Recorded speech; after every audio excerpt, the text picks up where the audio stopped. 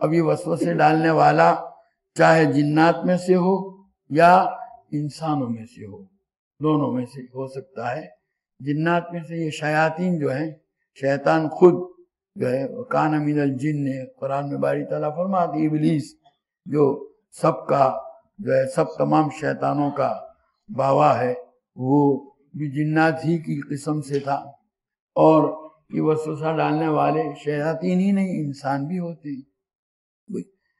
شیاطین جو ہیں وہ نظر نہیں آتے اور انسان نظر آتے ہیں، اور انسان باقاعدہ بات چیت کر کے جو لوگ برائی کی دوسروں کو ترغیب دیتے ہیں وہ کیا کرتے ہیں، اس کے سامنے ان غلط کاموں کی خوبیاں اس انداز سے بیان کرتے ہیں کہ وہ سامنے والا سن کر اس کو کرنے کے لیے آمادہ ہو جائے۔ یہی وسوسہ اندازی ہوئی، وہی ان کے دل میں اس طرح کے خیالات پیدا کر دیے برائی کی۔ تو بہرحال دونوں چاہے وہ جنات میں سے ہوں یا انسان میں سے ہوں، اس کی شر سے اس صورت کے اندر پناہ چاہی گئی ہے۔ تو یہ بڑا، چونکہ اس کا نقصان آخرت سے تعلق رکھتا ہے، اس لیے اس کا بڑا اہتمام کیا گیا۔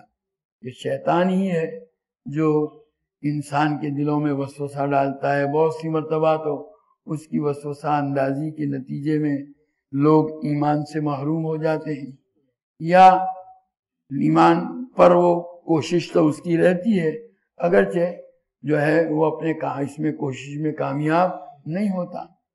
تو یہ، اور کبھی جو ہے بجائے ایمان کے گناہوں کے، فسق و فجور کے وسوسے ڈالتا ہے، کبھی انہی وسوسوں کے نتیجے میں آپس کے تعلقات خراب ہوتے ہیں، بھائی بھائی میں لڑائی ہوتی ہے، میاں بیوی میں جھگڑا ہوتا ہے، اور اسی جھگڑے کے نتیجے میں جو ہے وہ طلاق کی نوبت آتی ہے۔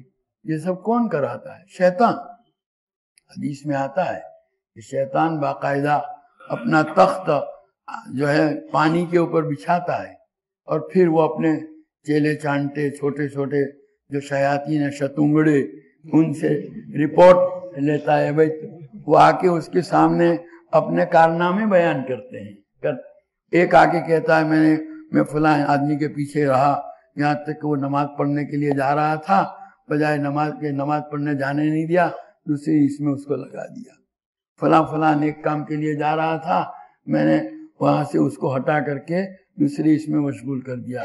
اس طرح ہر ایک اپنا کارنامہ بیان کرتا ہے، یہاں تک کہ ایک آ کر کے کہتا ہے کہ میں جو ہے میاں بیوی کے درمیان میں جو کوشش کی اور لڑائی اور جھگڑا کرایا، یہاں تک کہ طلاق کی نوبت آ گئی۔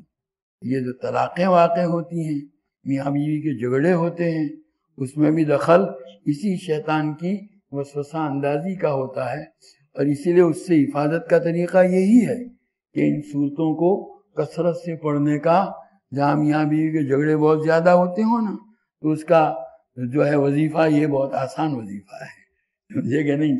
اس صورت کو پڑھنے کا اہتمام کیا جائے، انہی کی وسوسہ اندازی کی وجہ سے ایسا ہوتا ہے۔